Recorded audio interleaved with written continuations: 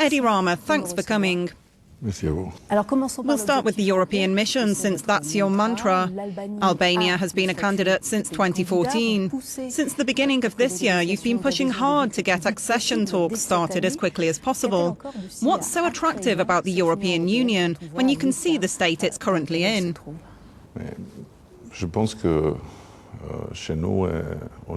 I think that at home, and in the Balkans in general, we have not forgotten what is often forgotten in Europe, that the European Union is, after all, a project of peace and prosperity.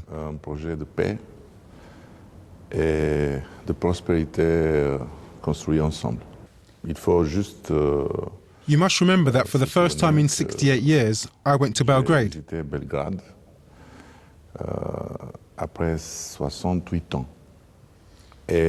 And my Serbian counterpart came to Tirana for the first time in the history of two neighbouring countries that have waged war with one another.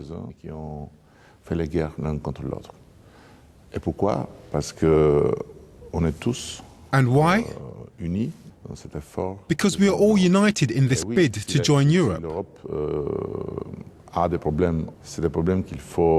And if Europe has problems, we must not treat it like something that doesn't work, but something that needs leadership and courage going forward.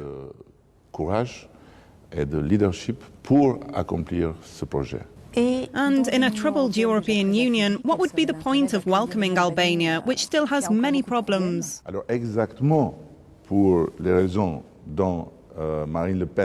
This is exactly the reasons Marine Le Pen and her allies in Europe have given. They've spread propaganda against the so-called enlargement. But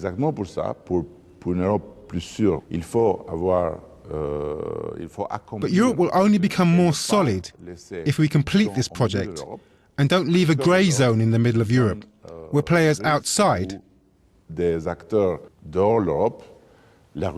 such as Russia and Islamic fundamentalists, find a stranglehold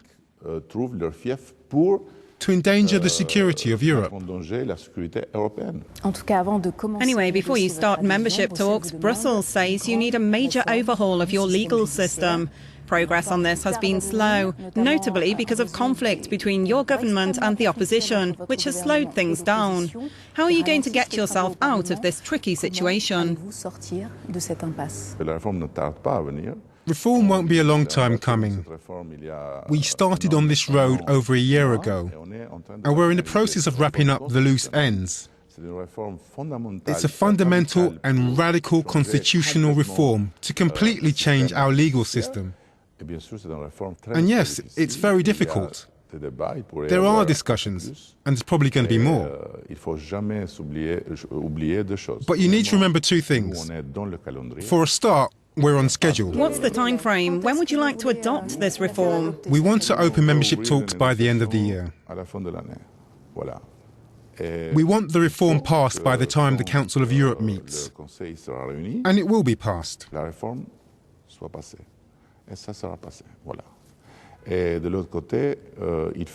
the other hand, we need to stop these stories of a corrupt and criminal Albania. Because it's... Albanian magistrates aren't corrupt? Can you confirm this in front of everybody? We need to stop these stories of a corrupt and criminal Albania and of a corrupt and criminal Balkans, because these are stereotypes that were created years ago which stigmatize our countries very easily.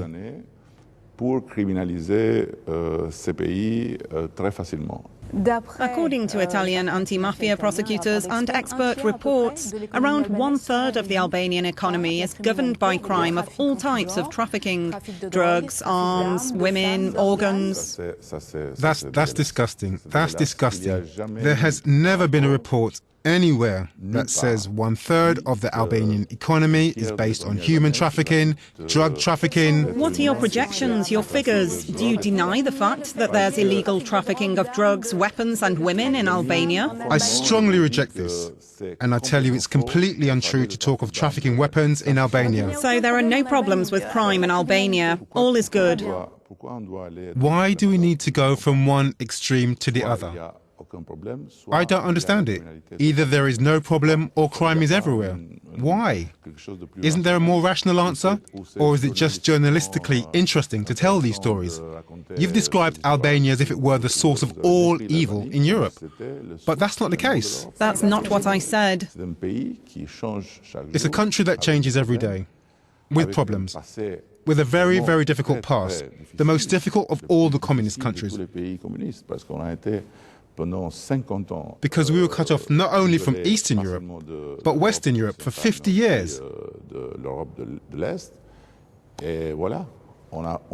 So there, what we have done in 25 years is a real miracle, considering where we have come from.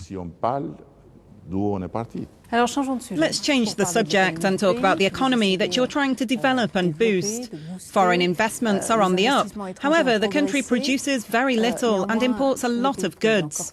What sector has the potential for the future? Well, Albania is rich in natural resources, oil, gas, minerals.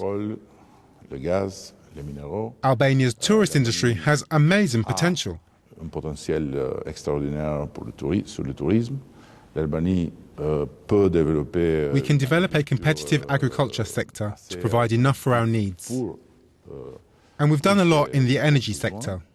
On a fait beaucoup aussi sur l'énergie et bien sûr. And of course we have an impressive workforce that has helped us develop our manufacturing industry. Et ça nous a aidé de développer plus le secteur de la manufacture. Alors it's in these areas of growth that we are looking to build our new business model.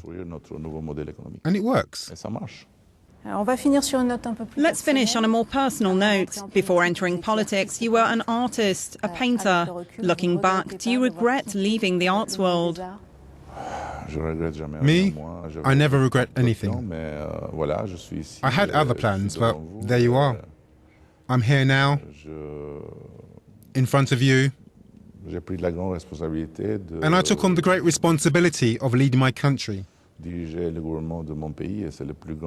it's the biggest privilege and honor that one can have. But at the same time, I haven't given up my work as an artist. I am an artist at the same time as I am Prime Minister. I paint during meetings, I paint during phone calls. It helps me to concentrate during phone calls and meetings.